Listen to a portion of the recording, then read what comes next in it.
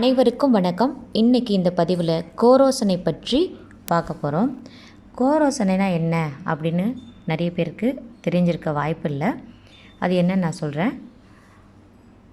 ஒரு மாடு 15 வருடம் ஆன ஒரு மாடு, அதாவது காராம் மாடுன்னு சொல்லுவாங்க. காராம் மாடு அல்லது காராம் பசு அப்படின்னு சொல்லுவாங்க.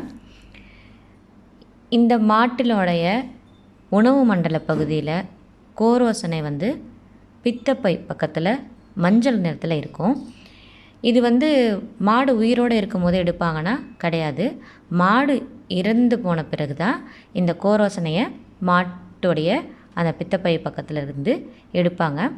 இதை எடுத்துட்டு இதை காய வைத்து சித்த மருத்துவத்தில் மற்றும் மாந்திரிகத்தில் பயன்படுத்துகிறாங்க.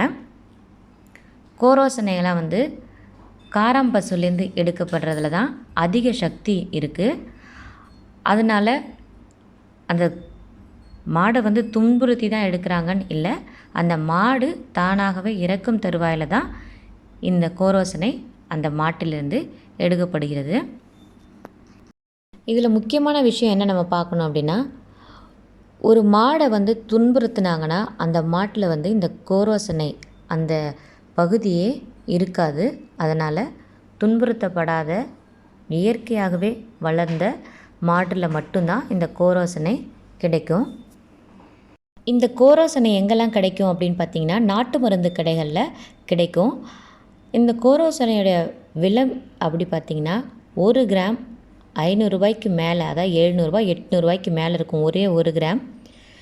உங்களுக்கு விலை கம்மியாக எங்கேயாவது கோரோசனை கிடைக்கிது அப்படின்னு பார்த்திங்கன்னா, அது கண்டிப்பாக கலப்படமானதாக தான் இருக்கும். ஏன்னா இது ஒரு மிகப்பெரிய அரிய பொருள். அதனால் இது கிடைக்கிறது ரொம்ப கஷ்டம். இப்போ இந்த கோரோசனையை எப்படி பயன்படுத்தணும்னு சித்தர்கள் சொல்லியிருக்காங்கன்னு பார்க்கலாம்.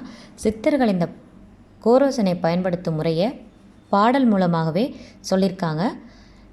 தேனாம் வெள்ளி ஞாயிறதில் திங்கள் வியாழன் நெய்யாகும், பானாம் செவ்வாய் புதனுக்கு பகரமுடன் பாலாகும், ஆனால் ஆவின் புல்லுருவி அதிலே குலைத்து திலர்தமிட வானோரெல்லாம் வசமாவர் மண்ணில் சர்வ வசியமிதே. இப்போ நம்ம சித்தர்கள் பாடலுடைய விளக்கத்தை பார்க்கலாம். ஆவின் புல்லுருவி அப்படின்னு சொல்லியிருக்காங்க. அது என்னன்னு பார்த்தீங்கன்னா கோரோசனை தான் சொல்லியிருக்காங்க. புல்லுருவி என்பது மரங்களில் படரும். இந்த புல்லுருவி படரும் மரங்கள் விரைவில் பட்டு போகும். கோரோசனை பசுமாட்டின் ஈரலுக்கு அருகே இருக்கும். இந்த கோரோசனை உள்ள பசுமாடுகள் திமிருடன் இருக்கும் என்பதனால் கோரோசனையை ஆவின் புல்லுருவி என்று கூறியிருக்காங்க. இந்த கோரோசனையை எப்படி பயன்படுத்தணும் அப்படின்னு பார்த்திங்கன்னா, வெள்ளி மற்றும் ஞாயிற்றுக்கிழமைகளில் தேனுடன் குழைத்து திலகமிடணும்.